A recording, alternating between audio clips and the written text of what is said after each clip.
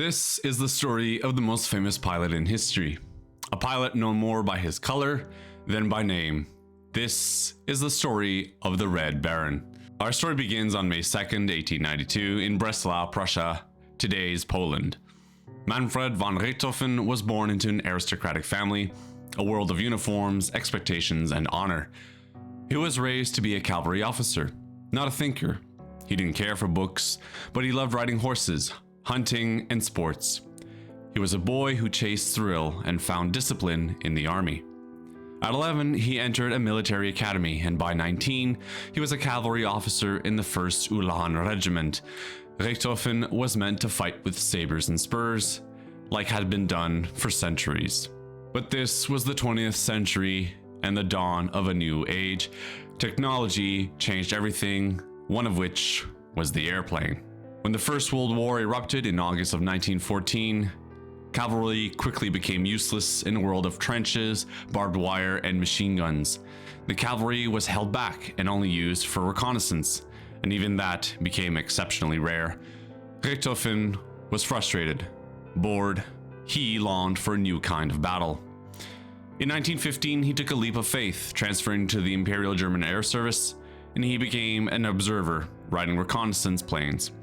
But Manfred wanted more. He wanted to fly. In 1916, he became a full-fledged fighter pilot under the mentorship of German ace Oswald Bohlke. Richthofen found his calling, and he soon scored his first confirmed victory when he engaged Second Lieutenant Lionel Morris and his observer Tony Rees in the skies over Cambrai, France on September 17, 1916. And the kills quickly began to stack up. He contacted a jeweler in Berlin and ordered a silver cup engraved with the date and type of enemy aircraft every time he would shoot one down. He continued to celebrate each of these victories in the same manner until he had 60 silver cups, by which time the dwindling supply of silver in blockaded Germany meant the silver cups could no longer be supplied. Richthofen refused to order cups made of another, lesser material, and the tradition stopped. Richthofen met Oswald Bohlke again in August 1916 after another spell flying two-seaters on the Eastern Front. Bohlke was visiting the East in search of candidates for his newly formed squadron, Jasta II. He selected Richthofen to join this unit, one of the first German fighter squadrons. Unfortunately, Bohlke was killed during a mid-air collision with a friendly aircraft on October 28, 1916, and Richthofen witnessed the event. On November 23, 1916, Richthofen shot down his most famous adversary, British fighter ace Major Lano Hawker, holder of the Victoria Cross. He was described by Richthofen as the British Bohlke. Richthofen's exploits soared, and in January 1917, he received the Pour le Mérite, also known as the Blue Max, after his 16th confirmed kill, the highest military honor in Germany. The same month, he assumed command of Jasta 11, which ultimately included some of the elite German pilots, many of whom he trained himself, and several of whom later became leaders of their own squadrons.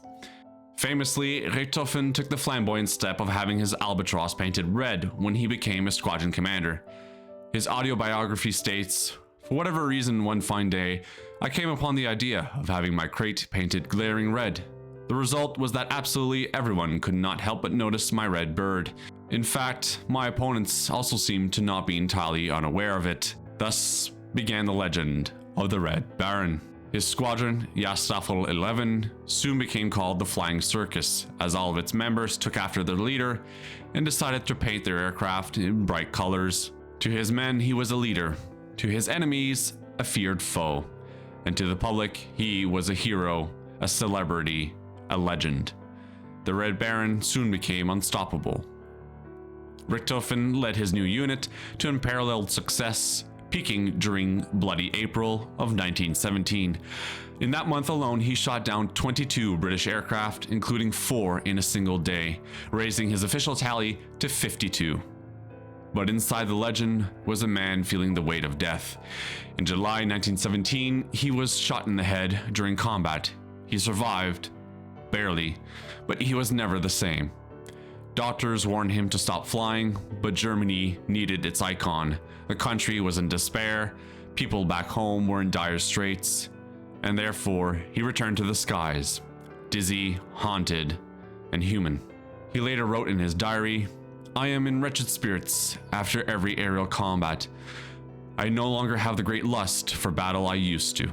In 1918, Richthofen had become such a legend that it was feared that his death would be too much of a blow to the morale of the German people.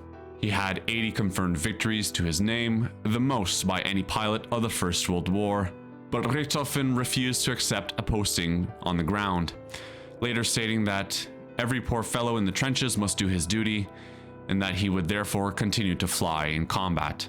And finally came April 21st, 1918, near the Somme River in France. The Red Baron took off hours before on his dawn patrol. He spots an Allied Sopwith Camel, piloted by Canadian Wilfred Wap May. He dives to attack. He dives low, too low. He breaks formation, breaks his own rule, and flies into a trap. From the ground, Australian troops fire upwards, and one bullet, one shot, hits him through the chest. Richthofen receives a fatal wound just after 11 a.m. on April 21st, 1918, while flying over Morlancourt Ridge near the Somme River. At the time, he was in pursuit of the low-flying Sopwith Camel, piloted by May. Many sources suggest that Sergeant Cedric Popkin was the person most likely to have killed Richthofen. Popkin was an anti-aircraft machine gunner with the Australian 24th Machine Gun Company, but even in death, his enemies respected him. The Allies buried him with full military honors, and a wreath inscribed, "To our gallant and worthy foe," was placed on his grave. The Red Baron became immortal, not just in history books, but in music, media, and imagination. He represented chivalry in a mechanized industrial war. Manfred von Richthofen was not just a killer in the sky, he was a man born between duty and mortality. Fame and fear, the knight of the skies, shot down by the very war that made him. To this day, the legend of the Red Baron lives on. It harkens back to a time where chivalry met machinery and produced one of the most feared pilots in history. Thank you for watching Time Travel. Please like and subscribe, and have a great day.